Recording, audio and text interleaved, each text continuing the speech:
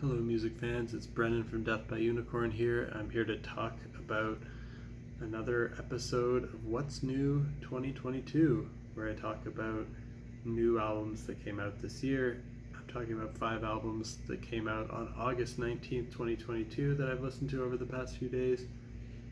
And I'm going to talk about them in my order of preference, starting with my favorite, which was from Soilwork and their album called some word that I'll have a hard time pronouncing because it's not in English, but I think it's something like Overgivenheten.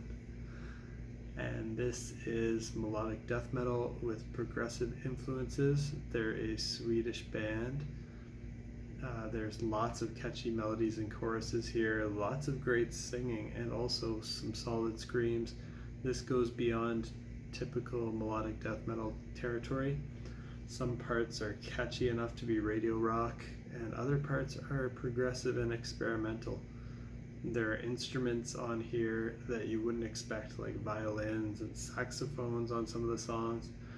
I'm not 100% sure if any of them are real or if they're all synthesized with some type of keyboard or program, but a lot of them sound pretty real to me. To describe this with some comparisons, it's like if In Flames met Dream Theater. So check it out if that sounds interesting to you. Secondly, I'm going to talk about an album from a band called Motorpsycho. This album's called Ancient Astronauts. It's progressive rock. It's kind of got some psychedelic, some alternative indie vibes. It's their 25th album, so they've released a lot of music. I haven't heard it all. I've heard their last album and this one. I like this one a little bit better than their last album. It's just 4 tracks, but it's 43 minutes long. So you know there's some long epic prog tracks on here. The last one's a 22-minute epic. I'd say if you're a fan of a band like the Deer Hunter, then you'll like this because it's got a bit of that indie rock vibe mixed in there with the prog, just like the Deer Hunter has. Next, I'm going to talk about the release from a band called Heilung, and it's called Drif. And this is their 4th album, and describing the genre of this one is also tough. It's kind of like, it's folk, but it's like dark, apocalyptic, ethnic Nordic neofolk, and it's got like industrial influences in there and some kind of almost metal attitude behind it.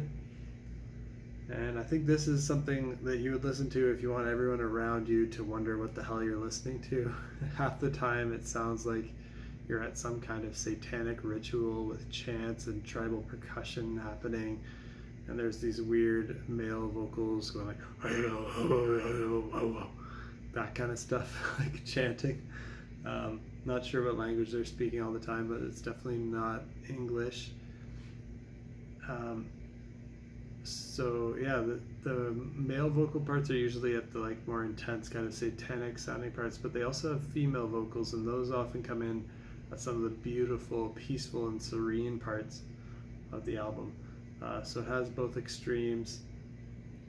It's I don't even know if this is metal or rock or prog. It's not like any of the genres that I normally cover, but it's just interesting, and I really wanted to recommend it. Fourth, I'm going to talk about Russian Circles with their album Gnosis. I don't know how to pronounce that one either. Gnosis. And this is their 8th album. It's instrumental post-metal. Very solid, great riffs that get you in a trance. For fans of bands like Cult of Luna and The Ocean, it basically sounds like those bands but without vocals. And lastly, I'm going to talk about the 5th album that I listened to from August 19th, 2022, and it's by a band called 6x6, and it's their debut self-titled album. This is progressive rock. They're a supergroup featuring Ian Crichton from Saga, Nigel Glockler from Saxon, and Robert Barry from 3, and Emerson Barry Palmer. It has that old school prog sound, so if you like that, you'll probably like this. But I don't think it really pushed any boundaries or did anything too innovative. So that would be my criticism, is it sounds like it's pretty much aging older rockers doing what they've always done. Of course, they do it really well, so it's a very solid listen for people who like that style of progressive rock, 70s progressive rock. It's solid, but not exciting or boundary pushing. And that's it for me today. Until next time, peace out.